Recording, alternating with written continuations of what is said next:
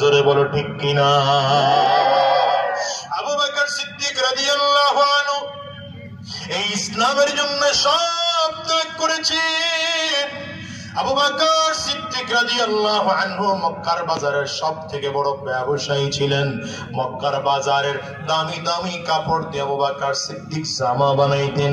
কিন্তু এই আবু বকর সিদ্দিক রাদিয়াল্লাহু আনহু আমার নবীর আদর্শে আদর্শবান হওয়ার কারণে, নবীর হাতে হাত দিয়ে কালিমা পড়ে মুসলমান হওয়ার কারণে আবু বকর সিদ্দিক রাদিয়াল্লাহু আনহুর অবস্থা এত চমৎকার, এত চমৎকার, এত চমৎকার হয়ে গেল। আজকে নবীর জন্য, নবীর মুহাব্বতে সব ছাড়তে রাজি, নবী ছাড়তে রাজি না। এই জন্য আবু বকর সিদ্দিক রাদিয়াল্লাহু আনহু বলেন, পয়গম্বর গোটা দুনিয়ার মধ্যে আমি আবু বকরের কাছে তিনটা জিনিস সব থেকে প্রিয়।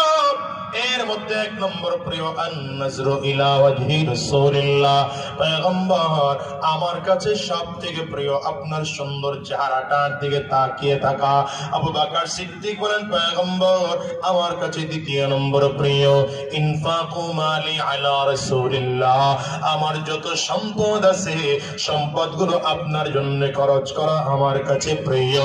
তিন নম্বর পয়গম্বর আমার একটা বাচ্চা মেয়ে আছে, আমার বার করে মনটায় চায় আমি আমার এই বাচ্চা মেয়েটাকে আপনার কাছে বিয়ে দেব।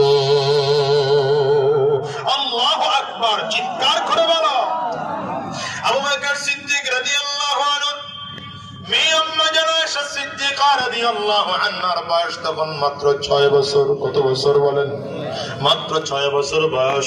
রাহমাতুল লিল আলামিন নবীজির কাছে এসে প্রস্তাব করতেছে, পয়গম্বর আপনি আমার মেয়েটাকে বিয়ে করলে আমি আবু বকর খুশি হয়ে যাব। আবু বকর সিদ্দিক রাদিয়াল্লাহু আনহুর প্রস্তাবে আমার নবী হ্যাঁও বলেন না, ডাইরেক্টলি নাও বলেন না। কি বলবেন আমার নবী? হ্যাঁ বললেও সমস্যা, না বললেও আমার নবীর সমস্যা। অপেক্ষা করতেছেন রাহমাতুল লিল আলামিন। হঠাৎ করে তাকিয়ে দেখেন আসমান থেকে জিবরাইল জমিনের মধ্যে নামতেছে। জিবরিল আমিন এসে একটা রেশমি রুমাল নবীজির হাতে দিলেন। পয়গম্বর এই রেশমি রুমালটা আপনি হাতের মধ্যে রাখে, এই রেশমি রুমালের মধ্যে নাকি একটা মেয়ের ছবি আছে। আল্লাহ তাআলা বলেছে এই মেয়েটাকে যদি পছন্দ হয় বিয়ের প্রস্তাব দিলে আমার আল্লাহ বিয়ের প্রস্তাব দিয়ে পাঠিয়েছে।